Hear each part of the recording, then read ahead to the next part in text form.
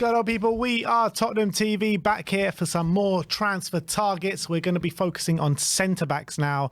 And we all know the issues that Spurs have been having at centre-backs this season, with Mickey van der Ven out, Romero out, Ben Davies out, Dragusin having his injury issues as well, which has left us in dire straits in the defensive cover, which has been brought to a head, really, and Spurs need to be dipping in and finding some centre-back cover in this January transfer window. We picked out 5 players which could be realistic and viable options for us in this January or even in the summer.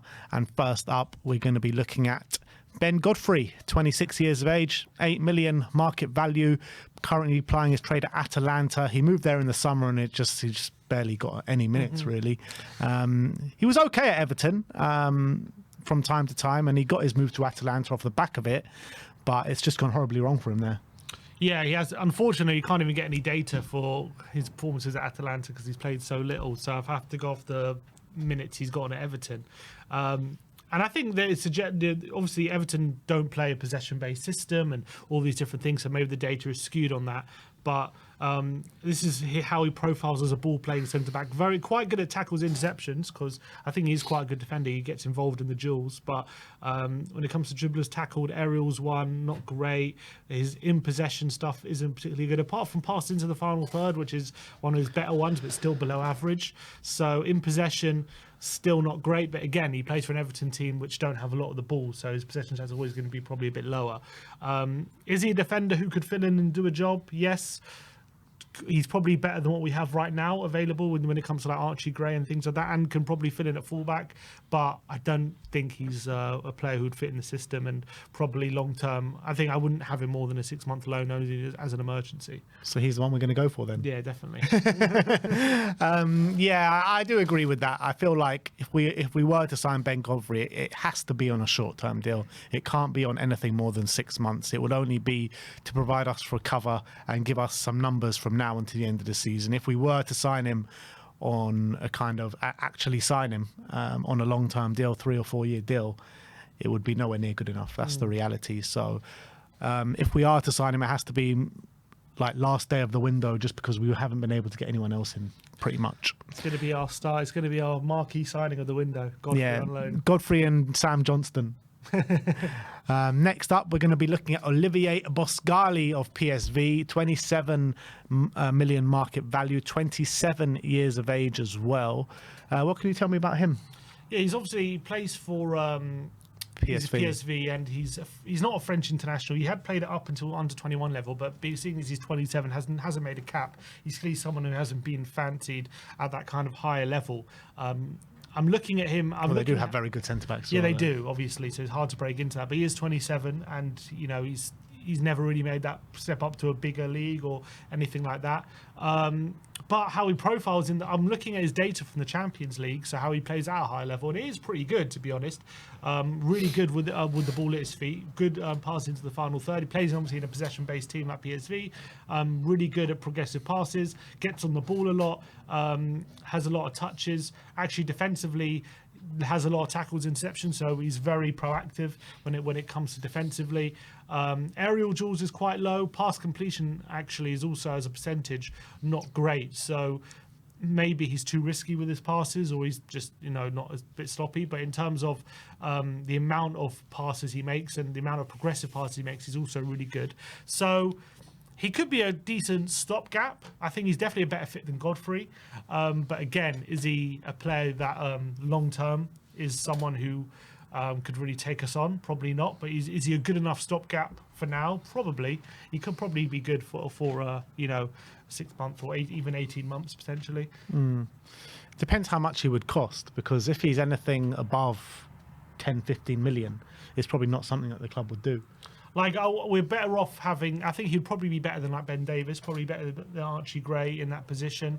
Ben Davies has done really well. He's probably even better than profile's better than even like a Radu Dragusin, I think. But I know Ben Davies has done well, but from what I can see here, he profiles pretty well, but he still has some certain flaws, which means he's not quite at the top level, which may be why he's never made it to the top level. Yeah, and there's always going to be those question marks if you're at 27 years of age and you haven't kind of, with those underlying metrics, haven't moved on from the Dutch league. There are always going to be those question marks there. Yeah. Next up, who are we going to look at? We're looking at Piero Hincapié of Bayer Leverkusen, 40 million market value, 22 years of age. It feels like we talk about him every single transfer window. Top quality player, can fill in at left back, can play centre back, obviously. And he's a player with a very, very high ceiling and a player that is very good now as well. 100%. He would pretty much be perfect for us. He's versatile, can play in those two roles we need him to play in. Aggressive, he's quick, he's strong as well, he's brave. But obviously plays for a very good Leverkusen side, so getting him out of there is not going to be easy considering how well they've done. The data, I think, shows that as well. Very good with the ball at his feet, very good with his passing, good high pass completion rate, performs a lot of progressive passes, gets on the ball a lot as well. In the middle third, he gets the ball up higher up, so playing that high line wouldn't be a problem.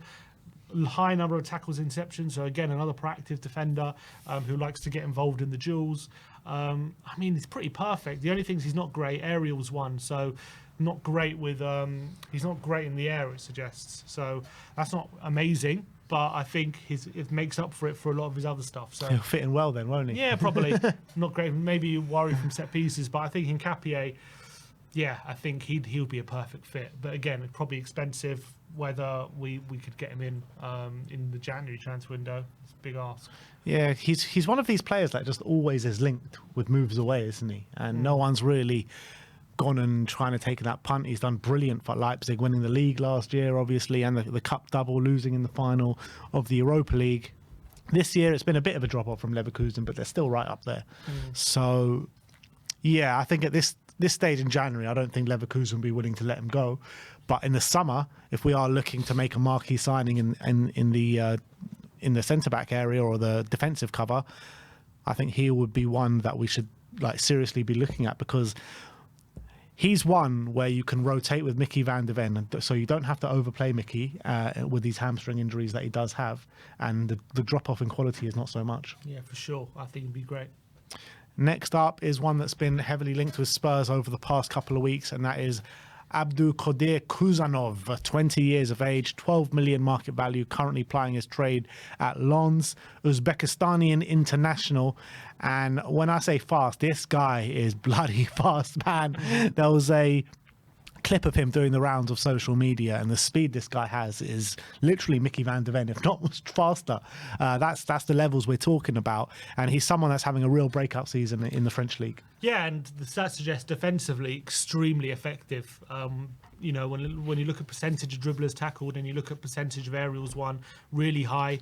When you look at the tackles and interceptions, for him in the 98th percentile, so extremely proactive, gets involved in a lot of these defensive duels, which is really good. I think on the ball, what I can see here is passing is above average, but still not in the elite category, but he's above average on that. And he's only 20, so he's got a lot of room to grow. And as well, he's not playing, I think Lens, I don't know how they play football, but I don't know if it's like the most attacking football or not, but clearly there's stuff to work on there.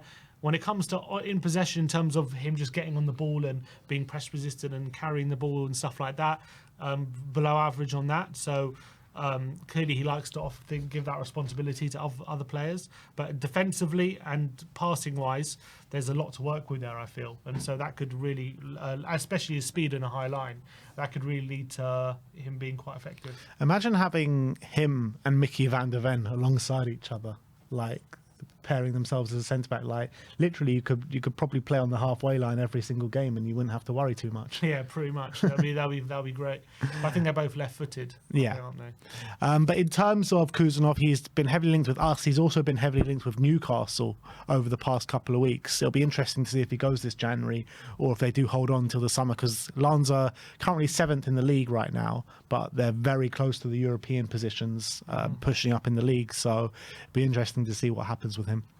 Yeah. And last but not least is Ficco Tomori, 27 years of age, 22 million market value, currently at AC Milan. Not really going too well for him this season, not seeing too many minutes in Serie A, but he has been favoured in the Champions League. He seems to be playing the majority of games in the Champions League. I mean, he was a mainstay in that defence for AC Milan in the past couple of years, but for some reason or not, I think since Fonseca came in, he just hasn't valued him too much. Yeah, I can see with the numbers. I he's played 556 minutes in Serie A, and this is how he profiles as a ball-playing defender in an attacking system like Fonseca's system.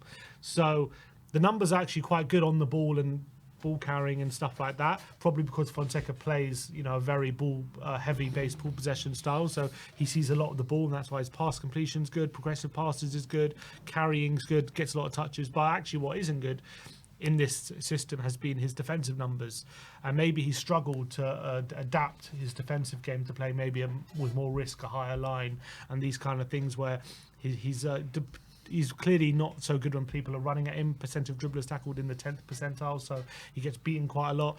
Tackles interceptions doesn't necessarily mean he's a bad defender. It just means he's more of a sweeper or more of a kind of a safety net rather than someone like a Romero who's proactive and goes after things. But clearly that's what he's more like, which, to be fair, is probably more akin to like a Van de Ven. He just mops up after other players, which is okay. Aerial duels one again below. His percentage is below average, so not being great in the air. But I think in terms of how he profiles, I think he could definitely fit in. I think very good. Clearly, on the ball, he's fitted in quite well. For some reason, Fonseca didn't rate him, but maybe as 6 month loan with an option to buy for us, just to see how he fits in, could be an option. Yeah, also a homegrown player. And quick as well. Yeah, homegrown, quick, at a good age, going into the prime of his career. I've always liked Tomori. He was breaking through into the England setup at one point as well. So I like Tomori, and I wouldn't be against it if we were to bring him in. But in terms of that list, there is like one key standout, who's Piero Hincapié. I'd be very happy if we were to bring in him or Kusanov or Tomori, to be fair. I think Hincapié would obviously be my number one. I think Kusanov as one that can improve in the future. I think definitely he has a very high ceiling. I think if we were looking for someone who's ready to come in right now and contribute and get and stabilise that defence, I think Tomori definitely would do that. I also think Boscali's not a bad option as well. I'm not sure. I don't think Godfrey's great, to be honest. So I think 4 of those 5 are not bad options, to be honest. So get ready to bring in Ben Godfrey then, basically, is what we're saying. But yeah, those are the centre-back options that we're going to be looking at today. Let me know your thoughts in the comment section below. Are there any others that we should be looking at? Let us know your names in the comment section. Like, subscribe and comment. And as always, come on, you